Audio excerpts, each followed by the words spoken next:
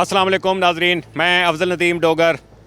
मशरक़ वस्ता से जुड़ी जो पाकिस्तान में गंभीर सिचुएशन है उस पर एक नज़र डालने के लिए आज कराची फ़िशरमैन कोऑपरेटिव सोसाइटी आया हूँ। बहुत ही नामसाइद हालात का शिकार होने जा रही है ये इंडस्ट्री। उसकी वजूहत क्या हैं कि डीज़ल की कीमत इंतहाई हद तक बढ़ गई है। इनका जो डायरेक्ट कनेक्शन जुड़ा है वो डीज़ल की कीमत से जुड़ा हुआ है।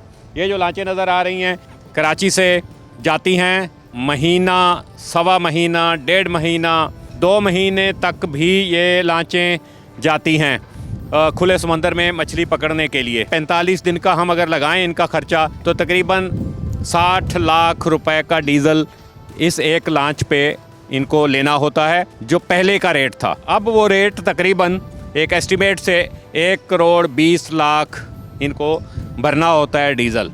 इसी तरीके से बर्फ़ 1.25 से 1.5 लाख रुपए बर्फ़ के ऊपर बढ़ गए हैं। छोटी मोटी नहीं, कोई 600 ब्लॉक, 700 ब्लॉक, 500 ब्लॉक तक की बर्फ़ इस पे बढ़ती है। एक एस्टिमेटेड 28 से 30 आदमियों का स्टाफ होता है जिसको 1.5 महीने का राशन जो है वो इस पे ले जाना होता है। इसी तरीके से LPG गैस जो जिस पे ये खाना पकाते हैं वो होती है। तो ये जब यहाँ से आप जाने लगे हैं 1 करोड़, 1.25 करोड़ का डीज़ल और उसके बाद बाकी अखराजात मिला के तकरीबन 2 करोड़ रुपए का इनको लाजमी चाहिए निकलने के लिए। फिर ये जब वापस आएंगे, वापस आने के बाद इनकी मछली या जो भी चीज़ें आती हैं, झींगा आता है, क्या उनको वो मिलता है उतना कि जिससे इनके ये अखराजात पूरे हो जाएं? अगर मिल भी जाए तो रेट वो नहीं मिल रहा, जो मेरी अपनी अभी सिचुएशन मैंने देखी है। तो आने वाले दिनों में इनके लिए बहुत मुश्किलात हैं। हमने अभी चलते हैं, इनसे बात भी करेंगे। एक मोटरसाइकिल वाले की सोच रही है गवर्नमेंट जिसको 2000 रुपये आप दे दे, उसने सिर्फ घर आना है, दफ्तर जाना आना है। ओ भाई, इन्होंने मुल्क की मईशत का पहिया चलाना है। डीज़ल इन्होंने मशरक़ वस्ता जंग की वजह से 6 हफ्ते हो गए बढ़ा दिया, लेकिन जो मछली का ऑक्शन का जो रेट है वो बदकिस्मती से कनेक्टेड है डॉलर के साथ। तो डॉलर जो है वो बढ़ेगा तो इनका रेट बढ़ेगा। तो ये सारी सिचुएशन के ऊपर हम अभी बात करेंगे मार्केट कमेटी के लोगों से भी, इनसे भी। आए मेरे साथ। हमारे साथ यहाँ पर डीज़ल के सप्लायर मौजूद हैं, उनसे हम थोड़ा सा एक्चुअल सिचुएशन जानने की कोशिश करते हैं। एक लांच दरमियानी या एक बड़े साइज़ की लांच जो है वो उस पर कितना डीज़ल लोड होता है और कितने दिन का उसकी वापसी होती है, ये ज़रा तफसील बताएं हमें। ये जो अभी डीज़ल का रेट जो बढ़ गया, इसके हालात से मतलब है कि डबल हो गया। कम से कम 25 दिन का मतलब है कि ख़र्चा उसके डीज़ल का, खाली सिर्फ डीज़ल का 1 करोड़ 10 लाख या 1 करोड़ 5 लाख 25 दिन का। अगर इसको 5 करोड़ का माल मिले तो इनका खर्चा निकलेगा।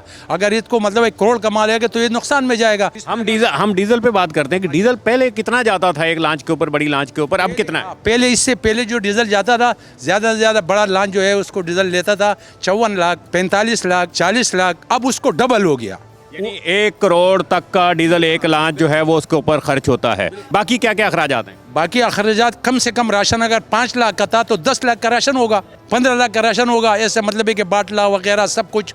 कम से कम लांच का खर्चा मनौड़ी के मुंह से निकलते 3 करोड़ रुपए होगा। अब माल आमदन जब आएगा तो वो माल तो करोड़ रुपए का नहीं होगा, तो फिर मालिक माल कैसे चलाएगा? ये तो खड़ा रहेगा। तो ये कितने दिन तक इस लांच के होते हैं? ये टोटल अभी पहले जो ये 45 दिन निकालते, 55 भी निकालते। अब ये है कि ये नहीं चलेगा। सारे माहीगीर जितने भी है लांच में, किश्ती में चलने वाले लोग जो है ये सारे मजबूर है। सब मतलब है कि इस तरीके से कि अभी करे क्या, या अल्लाह हमारे घरे कैसे चलेगा। ये लांच हाल ही में आई है, ये देखें सिचुएशन। 45-50 दिन तक ये समंदर में रही क्योंकि इस पर काई लग चुकी है। एक ये पता चला था कि रास्ते में इंजन बंद कर दें, फिर क्या है? इंजन बंद कर ही नहीं सकते ना, क्योंकि यहीं से चालू होते तो वहीं बंद करते। खुदा न खास अगर कोई कुछ छोटा मोटा मामूली फॉल्ट आया तो उसके लिए अगर बंद किया तो वो नहीं है, बाकी ये चलते रहे बिल्कुल। यानी कोई किफ़ायत शारी नहीं है कि रास्ते में कहीं स्टे कर लिया, इंजन बंद कर दिया। इंजन यहाँ से स्टार्ट हुआ है, 45 दिन बाद वो इंजन आकर यहीं पर बंद होगा। तकरीबन कितना स्टाफ होता है आपका इसके ऊपर? ये कम से कम 27, 28, 29, 30 बड़े लांचे जो है ना, उस 30 तक उसके अंदर पूरा स्टाफ होते। अब 30 लोगों का राशन और 30 लोगों के ये अखराजात आप 1.5 महीना 2 महीना इस तरीके से ये है। अब छोटी लांचों का मामला क्या है वो भी आपको बताते हैं। ये सब मौजूद हैं जिनकी लांच छोटी होती है। आप बताएं कि आपका लांच को क्या कहते हैं और उस पर कितने लोग जाते हैं और अखराजात आपके कितने बड़े हैं? तो हमारे अखराजात बहुत ज़्यादा है कि हमारे जो बंदे हैं ना 18 से 20 जाते हैं और हम लोग का कोई गुजारा नहीं हो रहा है। हम लोग पाकिस्तान आर्मी चीफ से अपील करते हैं कि हमें सब्सिडी दी जाए। नहीं वो तो ठीक है, सब्सिडी तो आपको मिलेगी। मैं सिर्फ आपसे ये पूछता हूँ कि आपका जो डीजल कितने का होता था, बाकी अखराजात क्या हैं वो पहले बताएं। पहले हम लोग अखराजात होते थे 1,10,000, 1,20,000। अभी है ना जो अभी रेट बढ़े इसमें हो गया 2 लाख रुपया। हमारा कोई गुजारा नहीं हो रहा है। मच्छी फिर कितनी पकड़ के लाते हैं और कितने दिन में वापस आते हैं आप? हम लोग जाते हैं, सुबह को जाते हैं, शाम को आते हैं। अभी जो मछली है ना 2 लाख का डीजल भर के लेके गए तो हम लोग का मछली आता है 1,20,000, 30,000 का। हम लोग का गुजारा ही नहीं हो रहा है। ये हमारे साथ एक और लॉन्च के मालिक मौजूद हैं। कुछ सिचुएशन इनसे हमने पूछी है, कितने आपका राशन का खर्चा आता है एक लॉन्च का जो पहले आता था और अब क्या फ़र्क आया है? पहले आता था राशन का 5 लाख 6 लाख रुपए, अभी डबल हो गया है। बर्फ़ का भी डबल हो गया है। डीजल है, डीजल का तो जैसा पहले कि 80 लाख करोड़ वहाँ तक जो जाता था उससे भी डबल हो गया है। समझ ही नहीं आ रहा है कि क्या जितना भी माल लेकर आ रहे हैं, माल का रेट है डॉलर के हिसाब से। डॉलर का रेट बढ़ेगा तो माल का रेट बढ़ेगा। क्या मतलब मच्छी अगर आपके अखराजात बढ़ गए हैं तो उसी हिसाब से आपका माल महंगा नहीं बिकेगा? नहीं, माल नहीं बिक रहा है ना, क्योंकि माल का रेट है डॉलर के हिसाब से। डॉलर तो बढ़ा नहीं है, इधर डीजल बढ़ा है। ये एक लॉन्च हम दिखा रहे थे जो वापस आई है तकरीबन 15 दिन के बाद। लक होती है ये कि क्या मिलता है, कितना माल मिलता है और उसका क्या रेट मिलता है। ये सारी चीज़ें मैं समझता हूँ कि बहुत बड़ा क्राइसिस आगे जाकर वो होगा। अब हम चलेंगे मार्केट कमेटी के जो मैनेजर हैं और सिक्योरिटी इंचार्ज भी हैं, नासिर बुनेरी से बात करेंगे कि वो क्या इस पे करते हैं और क्या वो कोई इस सिलसिले में आगे लाहा अमल जो है वो बताएंगे हमें। आइए नाजरीन, ये फिशरी में बर्फ़ की बात हो रही थी जो लॉन्च पे जाती है। ये है बर्फ़, ये बेसिकली ब्लॉक्स की शक्ल में यहाँ इनके पास आती है। फिर इसको जो क्रैशिंग होती है इसकी, फिर उसके बाद यहाँ भरी जाती है, यहाँ से फिर ये लॉन्च पे जाती है। ये अखराजात की बात हो रही है कि इसके जो कीमत है वो भी बढ़ गई है।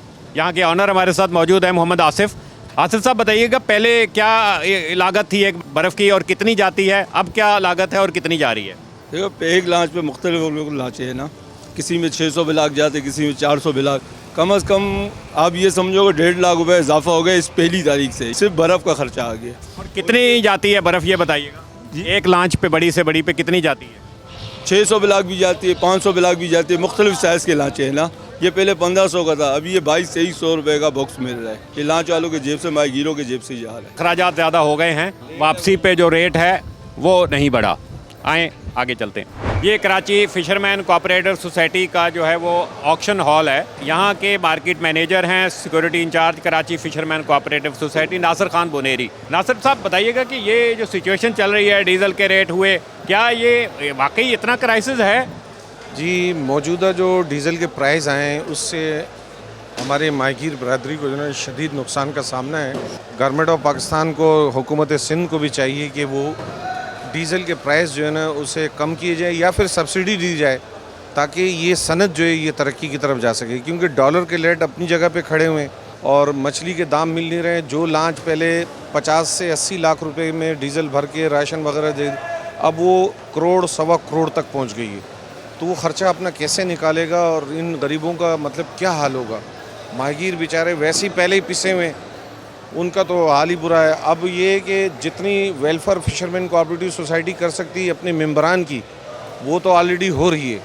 हम बिलावल साहब का बेहद शुक्रगुजार हैं हम कि उन्होंने हमें एक ईमानदार, दयानतदार मैडम फातिमा मजीद मुटानी की शक्ल में हमें दी है और हम तरक्की की तरफ जा रहे हैं। मगर डीज़ल के प्राइस से जो है ना हमारी सनत को जो है नुकसान का ख़तरा हो सकता है और दिन प दिन ये कारोबार जो है नीचे की तरफ जा रहा है।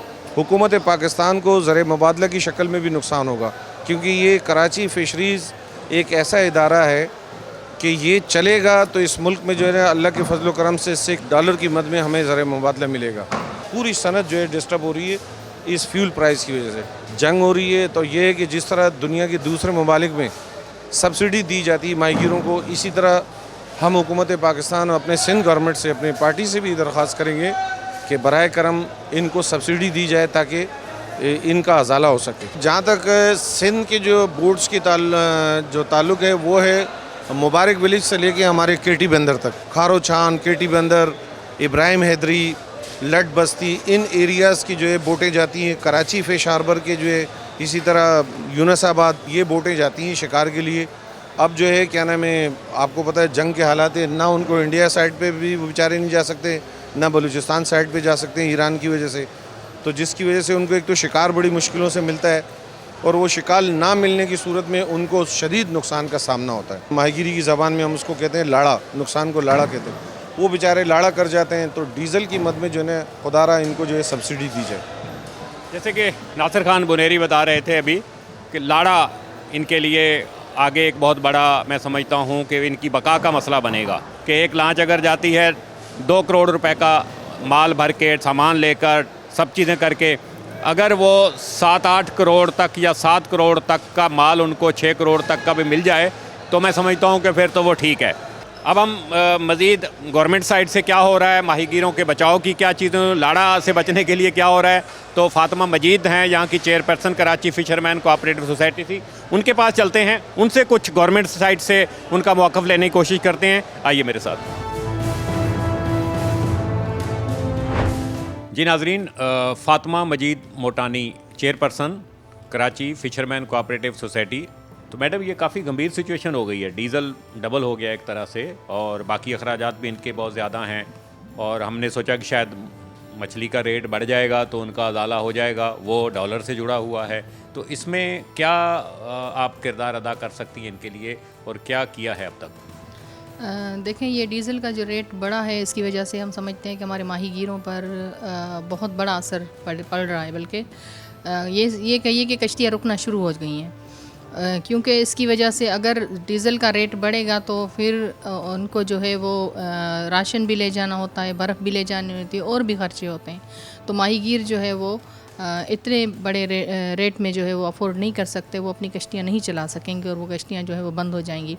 ज़ाहिर है जब कश्तियाँ बंद होंगी तो न सिर्फ हमारी नेशनल इकॉनमी को नुकसान होगा, क्योंकि माहीगीरों का भी हिस्सा है। हमारे माहीगीर जो है वो कोई 40 लाख से ज़्यादा जो है वो माहीगीर आबाद हैं सिंध में, और इस रेट बढ़ने की वजह से उनके जो, क्योंकि माहीगीरों के पास कोई मुतबादिल रोज़गार भी नहीं है और उनकी फैमिलीज़ पर बहुत असर पड़ेगा। वो सफ़र करेंगी, उनकी फैमिलीज़, उनकी हेल्थ, उनकी एजुकेशन पर भी असर पड़ेगा। इसके अलावा हमारे वो छोटे माहीगीर जो डेली जाते हैं, और वो ज़ाहिर है माहीगीरों की कोई लगी बंदी सैलरी नहीं होती, वो रोज़ जाते हैं, वो रोज़ जितना उनको फ़िश कैच मिलता है वो कमा कर लाते हैं, तभी उनके घर का चूल्हा जलता है।